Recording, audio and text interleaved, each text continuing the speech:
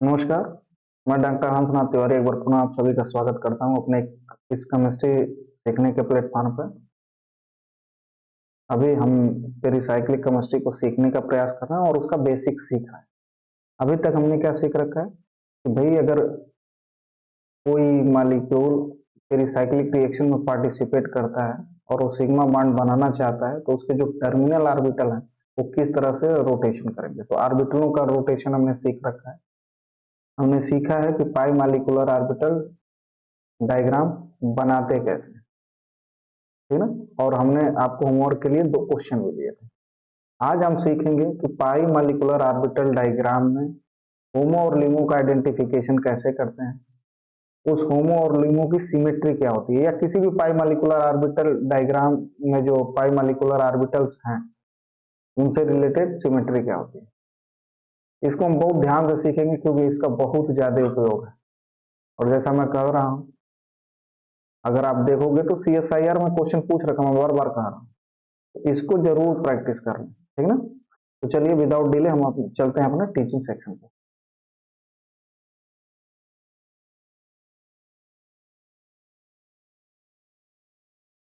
तो जैसा कि मैंने कहा आपसे अभी कि आज हम क्या सीखने वाले हैं। आज हम सीखने वाले हैं कि पाई मॉलिक्यूलर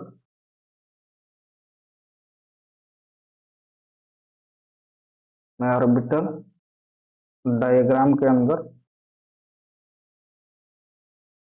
होमो क्या होता है और ल्यूमो क्या होता है, इन दो के बारे में जानेंगे। होमो किसे कहते हैं जी?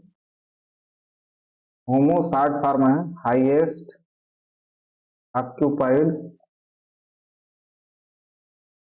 मॉलिक्यूलर ऑर्बिटल का। वहीं पे ल्यूमो किसका शॉर्ट फॉर्म है? लोवेस्ट अनऑक्युपाइड मॉलिक्यूलर ऑर्बिटल का, ठीक है। इन दोनों को आइडेंटिफाई कैसे करते हैं और इन दोनों की सिमेट्री क्या होती है, इस चीज को आज हम सीखने वाले हैं, ठीक ना। तो अगर आप मेरे पिछले क्लास पे जाएं, ठीक ना, पिछले लेक्चर में आप जाएं तो मैंने वहां बहुत क्लियर कट आपको बता रखा, दो क्वेश्चन दे रखे थे, ठीक है। जिसमें से एक सिस्टम था जिसके अंदर चार बाण पाई बाण कॉन्जुगेशन में थे और उसके लिए मैंने आपको कहा था भाई पाई मॉलिक्यूलर ऑर्बिटल डायग्राम ड्रा करें। तो आज हम क्या करने वाले हैं, इस सिस्टम के लिए पाई मॉलिक्यूलर ऑर्बिटल डायग्राम ड्रा करेंगे और होमो और लिमो का आइडेंटिफिकेशन करेंगे। तो इसमें सबसे पहली प्रक्रिया, जब भी आप किसी सिस्टम के लिए पाई मॉलिक्यूलर ऑर्बिटल डायग्राम ड्रा करने जा रहे हैं तो सबसे पहले तो उसमें नंबर ऑफ एटॉमिक ऑर्बिटल कितने पार्टिसिपेट करने जा रहे हैं उनका काउंटिंग करें। काउंट करिए 1 2 3 4 5 6 7 8। तो आप क्या देख रहे हो, अगर इस सिस्टम के लिए पर्टिकुलरली आप ड्रा करोगे टोटल 8p ऑर्बिटल आ रहा है, 8p ऑर्बिटल का पार्टिसिपेशन हुआ है। अब 8p ऑर्बिटल जब पार्टिसिपेट करके पाई बॉन्ड बनाएंगे तो 8 मॉलिक्यूलर ऑर्बिटल का भी निर्माण होगा। कितना बनेगा जी?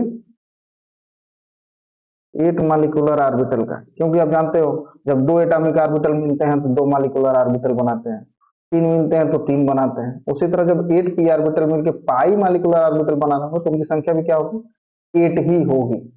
8 पाई मॉलिक्यूलर ऑर्बिटल होंगे। इन पाई मॉलिक्यूलर ऑर्बिटलों में से क्या होगा, 4 जो होंगे उनका नेचर कैसा होगा? पाई बॉन्डिंग, ऐसे लिख लीजिए सीधा, 4 बॉन्डिंग नेचर के होंगे और 4 क्या होंगे? एंटी बॉन्डिंग नेचर के होंगे। ये तो बेसिक है, पहले क्लास में हमने बता रखा। इन्हीं के इस्तेमाल करके हम ड्रा करेंगे। तो चलिए विदाउट डिले इसके लिए ड्रा करके देखते हैं इस सिस्टम के लिए। तो आपने पाया कि 8p ऑर्बिटल पार्टिसिपेट करेंगे, तो 8 पार्टिसिपेट करेंगे तो 8 पाई मॉलिक्यूलर ऑर्बिटल बनेगा भी। तो हमने आपके लिए पहले से ही बना रखा है।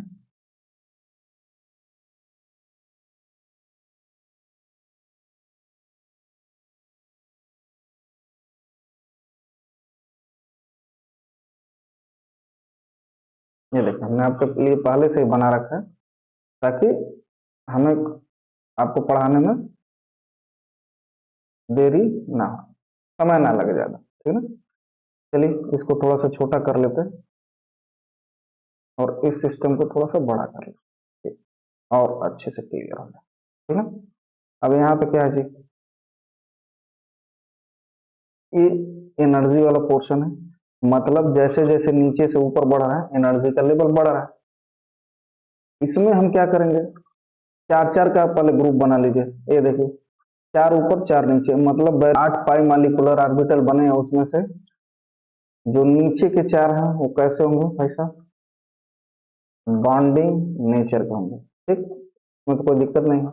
और जो ऊपर के चार हैं वो कैसे नेचर के होंगे, एंटी बॉन्डिंग। यहाँ तक तो कोई दिक्कत ही नहीं है, दिक्कत कहाँ है। अब चलिए इन ऑर्बिटल को प्लस माइनस में करके देखते हैं कितने कंस्ट्रक्टिव और कितने डिकंस्ट्रक्टिव बन रहे हैं। तो प्लस माइनस ना करके हम इस बार कलर करके देखते हैं, जैसे हमने बताया था कि दो तरीके से रिप्रेजेंट किया जाता है। चलिए कलर करके देख लेते हैं, थोड़ा आसान होगा, ठीक है। तो जब सबसे पहले हम बॉन्डिंग की बात कर रहा हूं तो ग्राउंड वाले में तो हमें मान के चलेंगे भैया सारे के सारे क्या होंगे, बॉन्डिंग है, सारे के सारे कंस्ट्रक्टिव ओवरलैपिंग होगी। डिकंस्ट्रक्टिव की तो संभावना ही नहीं बनती है भाई साहब, ठीक ना। सारे के सारे कंस्ट्रक्टिव ओवरलैपिंग। अब इसमें से हमने क्या किया, अगले लेवल पे जैसे जाएंगे तो इसको आधा कर देंगे, मतलब चार को ऊपर रखेंगे, ठीक ना। चार ऑर्बिटलों को क्या करेंगे जी, ऊपर रखेंगे, और चार को नीचे, कुछ इस तरह से लेवल हम बना देंगे, ठीक ना। जब अगले में जाएंगे ना तो क्या करेंगे, चार में से एक घटा लेंगे, ठीक ना, एक घटाएंगे और तीन में बॉन्डिंग बना दिया जी, ठीक। अब इसको नीचे किया, ठीक, दूसरे को नीचे किया और फिर से तीन को ऊपर रखा। अभी बताएंगे क्यों कर रहा हूं, ठीक ना। अगले में गए तो अब दो को ऊपर रखेंगे, क्या करेंगे, दो को ऊपर रखा, दो को नीचे, दो को ऊपर, दो को नीचे। अब जरा ध्यान से देखिए, बॉन्डिंग जब आप ड्रा कर लिए ना तुरंत एंटी बॉन्डिंग के चक्कर में नहीं पड़े, तुरंत एंटी बॉन्डिंग के चक्कर में नहीं हुए, बस बॉन्डिंग तक रहिए। पहले में अगर हम देखें ध्यान से तो केवल और केवल हमारे पास क्या है, वो कंस्ट्रक्टिव ओवरलैप हो रही है। दूसरे में देखिए, कंस्ट्रक्टिव यहां भी है, कंस्ट्रक्टिव यहां भी है, लेकिन इनके बीच में क्या है, इन दो के बीच में क्या है भाई, डी कंस्ट्रक्टिव ओवरलैपिंग, मतलब एक नोड यहां पर है। इसी तरह ऊपर जाएंगे थोड़ा सा तो देखिए एक नोड यहां पर, ठीक है ना। नोड को रुकिए किसी अच्छे पीले कलर से दिखा देते हैं ताकि क्लियर हो। देखिए एक नोड यहाँ पर है, एक नोड यहाँ पर, इस वाला, मतलब जहां पर नोड आ रहा होगा वहां पर क्या हो रहा होगा, डिकंस्ट्रक्टिव ओवरलैपिंग। कौन सी ओवरलैपिंग, डिकंस्ट्रक्टिव। अदर जगह क्या है, अदर जगह केवल और केवल कंस्ट्रक्टिव ओवरलैपिंग है। देखिए केवल और केवल कंस्ट्रक्टिव। तो नीचे वाले में कोई नोड नहीं, ऊपर वाले में एक नोड, उसके ऊपर वाले में दो नोड। अब उसके ऊपर वाले में कितना नोड आना चाहिए, तीन नोड। तो ऊपर वाले में कितना नोड आ गए थी, तीन नोड। यहाँ भी कंस्ट्रक्टिव डिकंस्ट्रक्टिव ओवरलैपिंग देख लीजिए, ये देखना आ जाएगा अगर आपको ना तो चीजें बड़ी आसान हो जाएंगी। देखिए सारी की सारी कंस्ट्रक्टिव और उनके बीच में ही है कौन सी, डिस्ट्रक्टिव ओवरलैपिंग। कौन सी ओवरलैपिंग? Destructive overlapping. पीले कलर से हमने क्या दिखा रखा है? पीली लाइन से डिस्ट्रक्टिव ओवरलैपिंग, और व्हाइट लाइन से क्या दिखा रखा है? Constructive overlapping. Destructive overlapping equal होता है नंबर ऑफ नोड के, ठीक है। कंस्ट्रक्टिव ओवरलैपिंग पे कोई नोड नहीं बनता। अब मैंने पिछले क्लास में आपसे बड़ा क्लियर कर रखा है, बैरी सेंटर के जितना ऊपर जाएंगे उसके नीचे वाला जो ऊपर नीचे का जस्ट है, अगर एनर्जी वाइज मिलाएं तो इससे जितना ये डीस्टेबलाइज है उतनी ही एनर्जी से ये वाला स्टेबलाइज है। मतलब अगर नंबरिंग कर लें ऐसे, साई 1, साई 2, साई 3, साई 4, साई 5, साई 6, साई 7 और साई 8, अगर ऐसे नंबरिंग कर लें तो हम क्या देख रहे हैं जी? साई 5 जितनी एनर्जी से डीस्टेबलाइज है, साई 4 उतनी ही एनर्जी से स्टेबलाइज है। तो साई 5 को ड्रा करने के लिए हम किसका यूज करेंगे? साई 4 का। और साई 4 में जहां जहां पे कंस्ट्रक्टिव ओवरलैपिंग होगी वहां वहां हम डीकंस्ट्रक्टिव ओवरलैपिंग ड्रा कर देंगे और हमारा साई 5 आराम से आ जाएगा। देखिए पहले वाले में क्या है? कंस्ट्रक्टिव ओवरलैपिंग है, यहां से यहां हमने क्या बना दिया जी? डीकंस्ट्रक्टिव ओवरलैपिंग। अब दूसरा का इसके साथ देखिए डिस्ट्रक्टिव है तो हमने क्या बना दिया? Constructive overlapping. फिर क्या है? कंस्ट्रक्टिव है तो हमने क्या बना दिया? Destructive overlapping. तो बड़ी आसानी से चलते चले जा रहे हैं।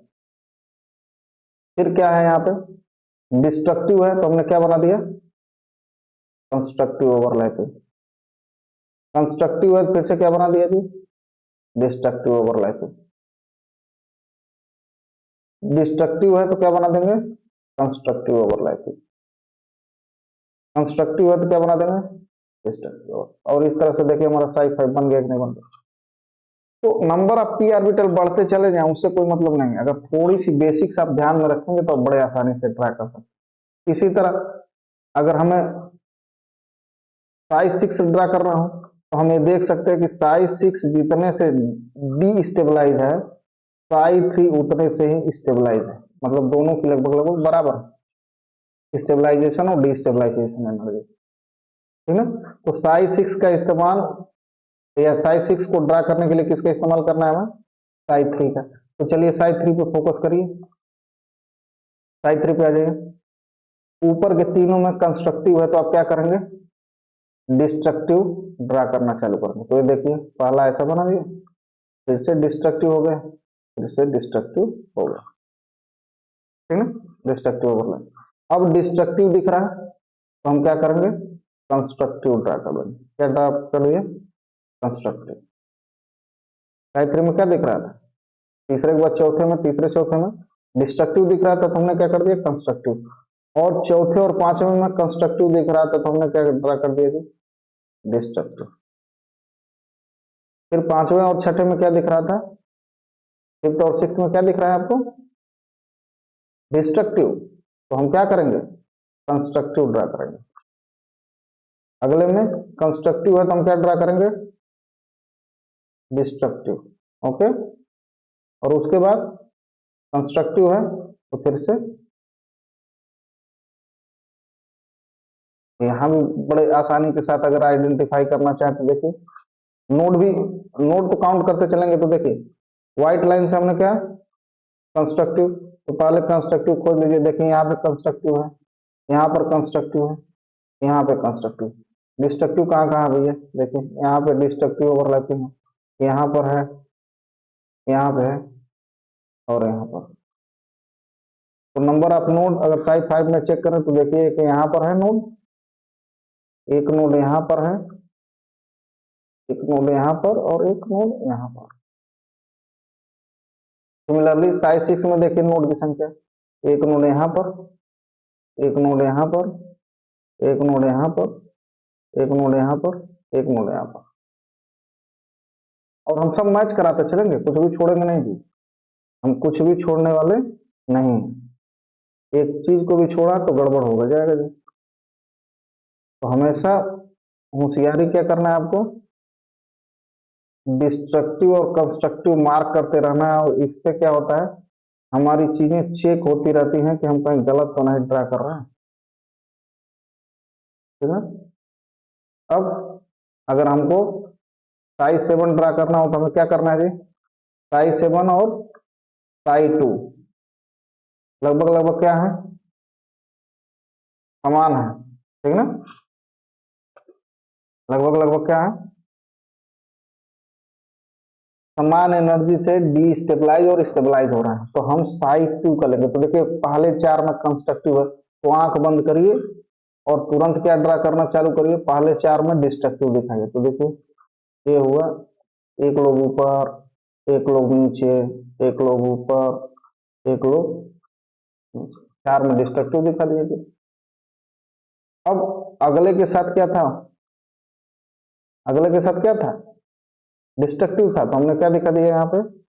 कंस्ट्रक्टिव। ठीक है। और फिर क्या देखा हमने? जो ये 4 थे, जो भी यहाँ पे था वो सारे के सारे कंस्ट्रक्टिव में थे, तो इसके साथ हम सारे के सारे क्या दिखा देंगे? डिस्ट्रक्टिव में दिखा देंगे। क्या दिखा देंगे? डिस्ट्रक्टिव में। ये हमारा साई 7 बन गया। और साई 8 का तो कोई टेंशन नहीं, अल्टरनेट करके ऊपर नीचे करते चले जाइए। ठीक ना?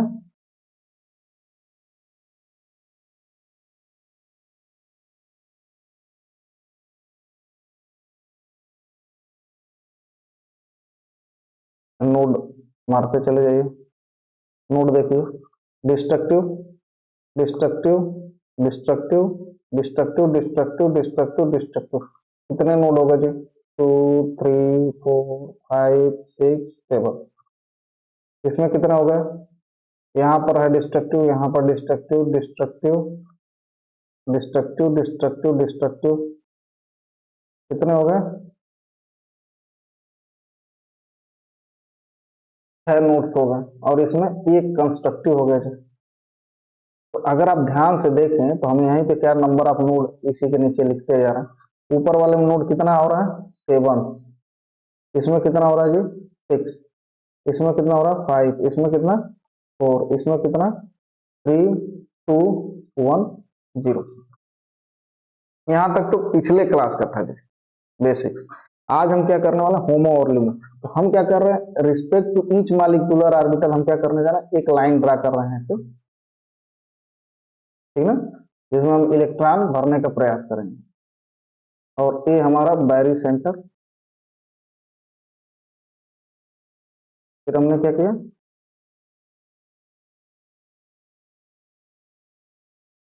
मतलब वही, ये क्या है हमारा? साई 8, साई 7, साई 6, साई 5,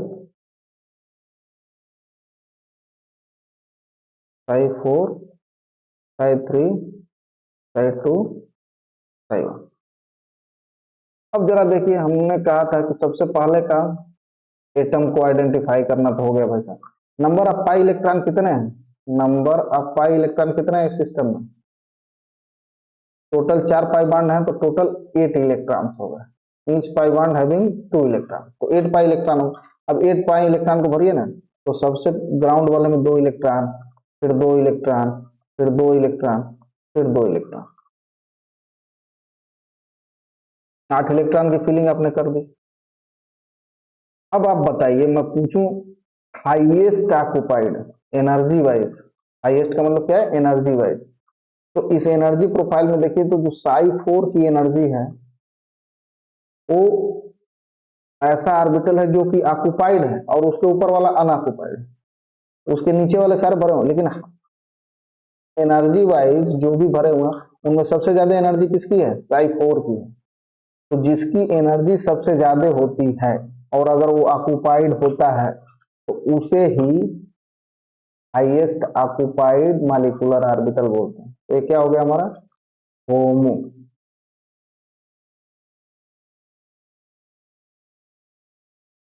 और इसके जस्ट ऊपर जो ऑर्बिटल होता है जो कि अनऑक्युपाइड होता है, उसे क्या बोलते हैं? लोवेस्ट। क्यों लोवेस्ट बोल रहे हैं? Energy wise. एनर्जी वाइज वह ऑर्बिटल इसमें खोजिए जो कि भरा ना हो। तो साई 4 तक तो भरा है भैया, साई 5 भरा नहीं है। तो ये क्या हो गया हमारा LUMO, lowest unoccupied molecular orbital. समझ में आया क्या कर रहा है? इस तरह से होमो और ल्यूमो निकालते हैं। मतलब हमेशा ये जान जाइए, बैरी सेंटर के जस्ट नीचे वाला क्या होगा, होमो होगा, और बैरी सेंटर के जस्ट ऊपर वाला क्या होगा, ल्यूमो होगा। लेकिन मॉलिक्यूल का कंडीशन क्या है, मॉलिक्यूल थर्मल कंडीशन में होना चाहिए, मतलब मॉलिक्यूल अपने ग्राउंड स्टेट में होता है। थर्मल एनर्जी सफिशियंट नहीं हो पाती इलेक्ट्रॉन को जंप कराने के लिए। तो मॉलिक्यूल अगर अपने ग्राउंड स्टेट में है तो कुछ ना कुछ भैया टेम्परेचर है, अगर मॉलिक्यूल इस समय आप ले रहे हैं किसी न किसी टेम्परेचर पे होगा, रूम टेम्परेचर पे होगा, या कोई टेम्परेचर दे रहे हैं आप, ठीक ना। तो मॉलिक्यूल किस स्टेट में है, ग्राउंड स्टेट में। और ग्राउंड स्टेट में जो भी हीट आप यूज कर रहे हैं, हीट ही है एक्चुअल में, उसी को हम क्या कर रहे हैं, थर्मल स्टेट। तो थर्मल एनर्जी सफिशियंट नहीं होती है इलेक्ट्रॉन को जंप कराने के लिए। आपने अगर यही गलती से फोटोकेमिकल एनर्जी दे दी तो क्या होगा जी, ये जो आपने बना रखा है साई 1 साई 2 साई 3 साई 4 साई 5 साई 6 साई 7 साई 8, ये जो बना रखा है, ठीक ना, फिर से लिख दे रहे हैं।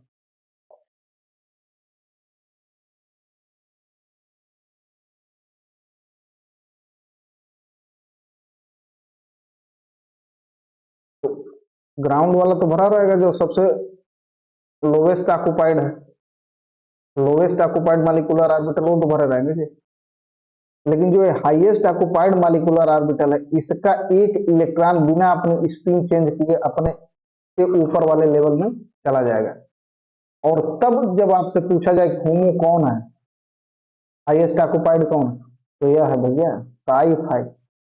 तो in the photochemical condition, thermal के केस में जो ल्यूमन था वो फोटोकेमिकल के केस में क्या हो गया, होमो हो गया।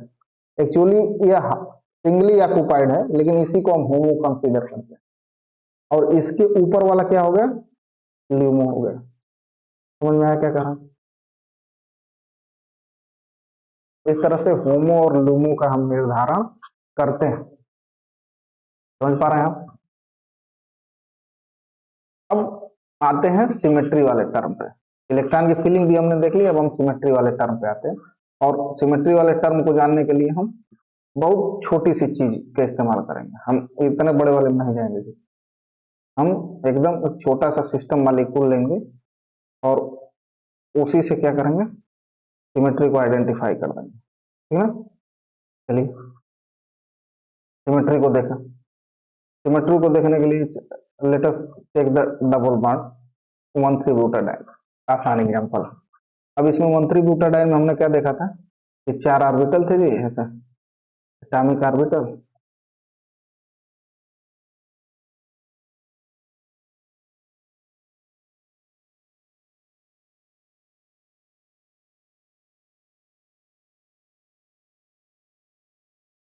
ऐसे 4 एटॉमिक ऑर्बिटल ने मिलकर क्या बनाया, 4 पाई मालिकुलर ऑर्बिटल बनाया, जिसमें बैरी सेंटर आपका यहाँ था। हमने इसको भरने के लिए बड़े आसान तरीके लगाए थे। पहला तो सारा का सारा बाइंडिंग वाला था, तो ऐसे ऊपर कर दिया, ऐसे सोचा ही नहीं। अब जस्ट इसका आधा पे आ गए तो दो को बाइंडिंग में इस तरीके से रखा और दो को इस तरीके से बाइंडिंग में रखा, तो एक नोड बन गया। अब जब तीसरे पे गए तो यहाँ पे कंस्ट्रक्टिव था तो इसको डिस्ट्रक्टिव बना दिया जी, डिस्ट्रक्टिव था तो कंस्ट्रक्टिव बना दिया जी, कंस्ट्रक्टिव था तो डिस्ट्रक्टिव बना दिया। ऊपर वाले में तो सारा का सारा डिस्ट्रक्टिव होगा क्योंकि तो हाईएस्ट है।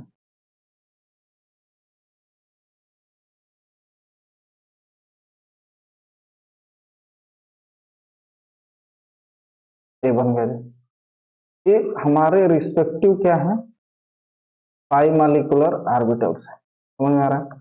थोड़ा सा फास्ट चल रहा हूँ इसके केस में, क्योंकि मुझे उम्मीद है ये सब मैं बता चुका हूँ, ठीक है। एनर्जी लेवल्स ऐसे खींच दिए थे। ब्यूटाडाइन में क्या है, 1,3 ब्यूटाडाइन में टोटल 4 पाई इलेक्ट्रॉन्स हैं, तो 4 पाई इलेक्ट्रॉन को भरिए। अब अगर एनर्जी वाइज देखिए तो यह highly highest occupied molecular orbital है, क्या हो गया, ये होमो हो गया। और एनर्जी वाइज दीजिए तो यह लोवेस्ट ऑर्बिटल है जो कि अनऑक्युपाइड है, इसलिए इसको हमने क्या बोला, ल्यूमो बोला। अब हम तो पढ़ रहे हैं सिमेट्री, सिमेट्री पढ़ने जा रहा है ना, लेटेस्ट आइडेंटिफाई द सिमेट्री। कि अगर इसको आप देखिए पहले वाले को, तो देखिए अगर एक मिरर ऐसे बना दें एग्जैक्टली बीच में, तो एक दूसरे के रिफ्लेक्शन देख रहे हैं, या इसको रिफ्लेक्ट करेगा या इसको रिफ्लेक्ट करेगा, मतलब इसके अंदर कौन सी सिमेट्री है वो, मिरर प्लेन ऑफ सिमेट्री है। और इसको किससे रिप्रेजेंट करते हैं, एम से। ऊपर वाले में चलिए, अगर साइड टू को देखते हैं आप, साइड टू को, तो यहाँ पे हम क्या देखने को मिल रहा है कि यहाँ पे हम बहुत क्लियर देख लें कि एक पॉइंट है, देखिए यह पॉइंट है यहाँ से, अगर इस पॉइंट के ठीक इतने ऊपर चले तो हमें वही ऑर्बिटल का लोब मिल रहा है जो वहां से नीचे जाने पर। इस तरह की चीजों को कहते हैं C2 एक्सिस। अगर यहाँ ले लेना तो इसको रोटेट कर सकते हैं, इसको इन्वर्जन भी कहते हैं, सेंटर ऑफ इन्वर्जन भी कहते हैं। देखिए अगर यहाँ इस ऑर्बिटल को भी कंसीडर करेंगे तो देखिए, मतलब पूरे के पूरी सिमेट्री क्या है, एक एक्सिस के थ्रू अगर ऐसे आप रोटेट कर दें C2 एक्सिस, तो सेम आपको मिलेगा। मतलब इसके अंदर कौन सी सिमेट्री है वो, सेंटर ऑफ इन्वर्जन और एक्सिस ऑफ सिमेट्री दोनों है, ठीक ना, सेंटर ऑफ इन्वर्जन। क्योंकि एक्सिस की बात कर रहे हैं तो यहाँ पेरिसाइक्लिक केस में हम आई से रिप्रेजेंट नहीं कर रहे हैं सेंटर ऑफ इन्वर्जन, C2 से रिप्रेजेंट कर रहे हैं, या शॉर्ट फॉर्म में क्या कर देंगे, सी कर देंगे। उसके ऊपर वाले में चलिए ना, फिर से देखिए मिरर है, मतलब इसमें कौन सी सिमेट्री है, एम है। उसके ऊपर वाले में चलिए, कौन सी सिमेट्री है, C2 और सी सिमेट्री। तो अगर आप एक कोड बनाना चाहें तो बड़ा आसानी से आपको ये सारा कुछ ड्रा नहीं करना होगा, और आप बड़ी आसानी से बता लेंगे कि कौन से होमो में कौन सी सिमेट्री है, डायरेक्ट बता लेंगे। देखिए कैसे, कोड के साथ बताऊंगा आपको, बिल्कुल टेंशन नहीं लें आप, तो बस देखते रहिए, ठीक ना। देखिए अगर हमारे पास, हमने अभी देखा कि क्या देखा कि जब हमारे पास साई 4 था, साई 3 था, साई 2 था और साई 1 था, ऐसे थी 1,3-ब्यूटाडाइन के केस में, यही तो था। इसके केस में ये 4 ऑर्बिटल थे, और हमने देखा था कि साई 4 में C2 सिमेट्री है, साई 3 में एम सिमेट्री है, साई 2 में C2 सिमेट्री है, और साई 1 में एम सिमेट्री। तो जरा साई को देखिए ना, साई एन, अगर एन ऑड है, ऑड नंबर है, तो कौन सी सिमेट्री है बाबू, एम सिमेट्री है, सही है। और अगर एन इवेन है तो कौन सी सिमेट्री है, सी सिमेट्री है, C2 सिमेट्री। कौन सी सिमेट्री है, समझ में आया।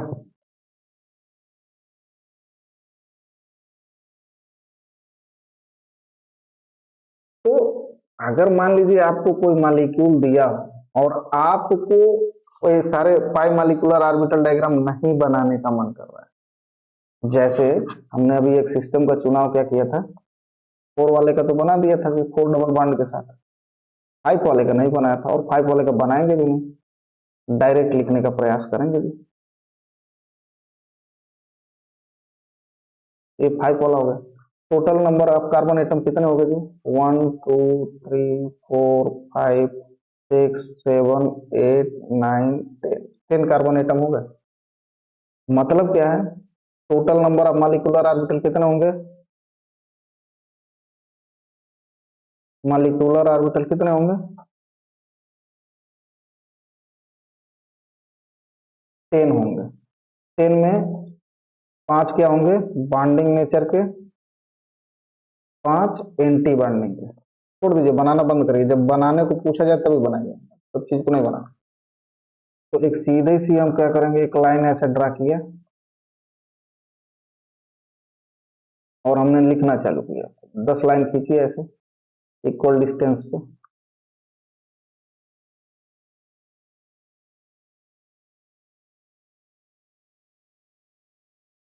इक्वली स्पेस्ड लाइन हमने ड्रा कर दिया, 5 ऊपर और 5 नीचे, और इनको नंबरिंग कर दिया हमने, साई 10, साई 9, साई 8, 7, 6, 5, 4, 3, 2, 1। हमें नहीं पता वो कैसा दिख रहा था, होमोलिमो कैसा दिख रहा था, उतना बनाएंगे तो उतना टाइम नहीं रहता एग्जाम में, ठीक ना। हम तो ऐसे बनाएंगे, हमने 10 एनर्जी लेवल्स बना लिए, और कितने इलेक्ट्रॉन्स हैं, पाई इलेक्ट्रॉन कितने हैं, पाई इलेक्ट्रॉन कितने हैं, 5 है पाई बॉन्ड, तो 10 पाई इलेक्ट्रॉन्स हैं, तो 10 पाई इलेक्ट्रॉन को भर भी दीजिए। चलिए,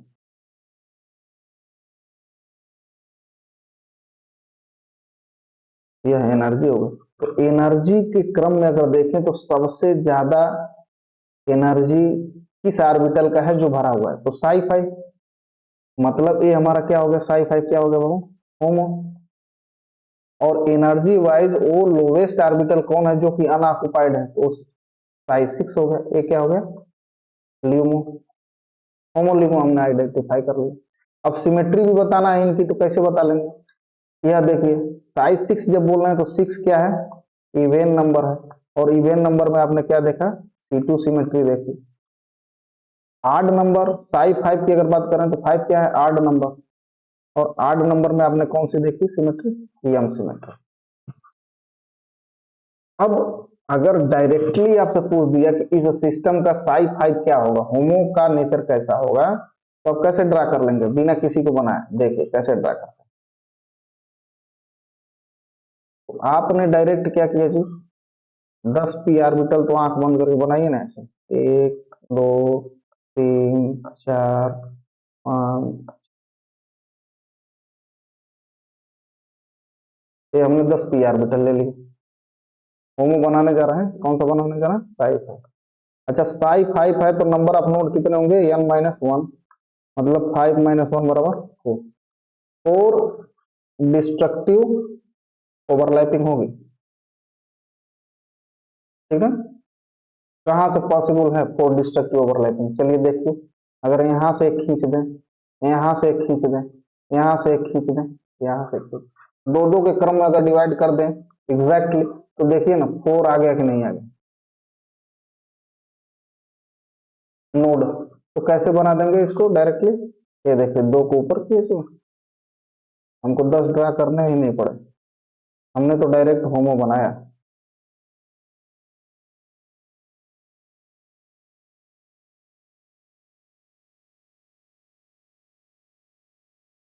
देखिए,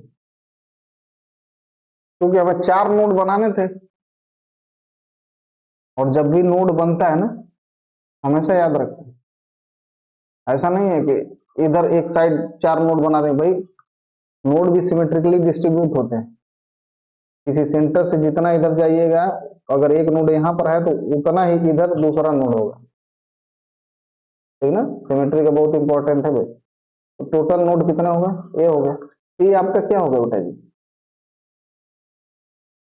साई 5, और यही आपका होमो है, एग्जाम में क्वेश्चन दे देगा। लूमो के लूमो डायरेक्ट ड्रा करेंगे तो आप जानते हैं साई 5 के बाद साई 6 बनता है, मतलब इसी से बनेगा ना। अगर आपको होमो ड्रा करने आता है तो आप, अच्छा सिमेट्री कौन सी होगी, सिमेट्री चेक कर लीजिए यहाँ पे, तो देखिए बीचों बीच में लेके आइए, 10 है तो यहाँ 5 पे लेके आइए, सिमेट्री चेक करिए कि हमने जो बताया वो सही बताया कि नहीं। तो देखिए एग्जैक्टली मिरर इमेज नहीं लग रहा है आपको, तो साई 5 आड नंबर है, तो देखिए आपने एम लिखा है, एम है इसके अंदर, एम सिमेट्री। तो इस तरीके से हम बना लेते हैं। अगर हमें साई 6 लूमो बनाना हो तो क्या करेंगे, लूमो बनाना हो तो क्या करेंगे, 10 बनाइए आंख बंद करके, सोचना ही नहीं, टाइम नहीं दीजिए जी।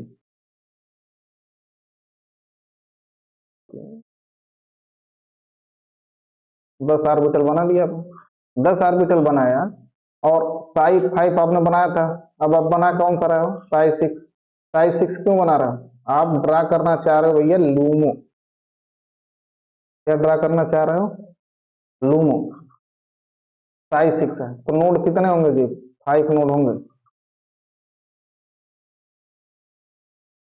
तो 5 नोड बनाइए, कैसे बनाएंगे? ऐसे रैंडम बनाना चाहेंगे तो गड़बड़ हो जाए। तो साइज 5 से बनाना चालू करिए। तो देखिए यहाँ कंस्ट्रक्टिव, तो डी कंस्ट्रक्टिव करिए, डी कंस्ट्रक्टिव तो कंस्ट्रक्टिव करिए, कंस्ट्रक्टिव तो डी कंस्ट्रक्टिव। ये बड़ा आसान तरीका है जाने का, ठीक ना? डी कंस्ट्रक्टिव है तो क्या करिए? कंस्ट्रक्टिव करिए, कंस्ट्रक्टिव है तो डी कंस्ट्रक्टिव करिए, डी कंस्ट्रक्टिव है तो कंस्ट्रक्टिव करिए यहाँ पे। उसके बाद क्या देख रहे हैं? कंस्ट्रक्टिव है तो क्या करेंगे हम? डी कंस्ट्रक्टिव, डी कंस्ट्रक्टिव है तो क्या करेंगे? कंस्ट्रक्टिव, कंस्ट्रक्टिव है तो डी कंस्ट्रक्टिव, अपोजिट। अब आप नोड काउंट करके देखिए, एक नोड यहाँ है, एक नोड यहाँ है, एक नोड यहाँ है, एक नोड यहाँ है, एक नोड यहाँ है, सॉरी एक नोड यहाँ। कितने नोड हो गए जी? गलत ड्रा कर दिया क्या मैंने?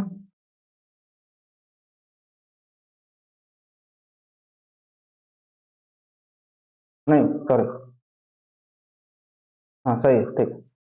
हमने कितने ड्रा कर दिए? साइज 6, 5 नोड हो गए। नोड की संख्या कितनी है? 5, 5 नोड है, ठीक। तो इस तरीके से बड़े आसानी के साथ ड्रा कर। और देखिए C2 सिमेट्री, टर्मिनल आर्बिटल, अगर इन सारे आर्बिटलों को आप भूल जाएं 1 मिनट के लिए, ये सारे बीच के आर्बिटल को भूल जाए, टर्मिनल आर्बिटल को, इसको और इसको देखिए। तो यह आर्बिटल ड्रा करिए और यह आर्बिटल, मतलब हमने ऐसे लिया और ए आर्बिटल को ड्रा कर दिया। तो हम क्या देख रहे हैं बाबू? हम देख रहे हैं ए वाले ऑर्बिटल में लोग ऊपर है कलर, और इस वाले ऑर्बिटल में लोग नीचे है। कौन सी सिमेट्री दिख रही है इसमें? बड़ी आसानी से आप बता पाएंगे, C2 सिमेट्री। देखिए C2 सिमेट्री आपने लिख रखा है। तो आपसे क्वेश्चन यही पूछेगा। आज के लिए इतना ही। आप प्रयास करिएगा 10 वाले के लिए ड्रा करने का, कंप्लीट ड्रा करिएगा जी। और उसमें आप निकालिएगा कि सिमेट्री एलिमेंट क्या है, होमो कौन है, लुमो कौन है, इलेक्ट्रॉन की फिलिंग करिएगा। ठीक है, आज के लिए इतना ही। अगर आपको मेरा पढ़ाना अच्छा लगता हो तो please do like share and subscribe. Thank you.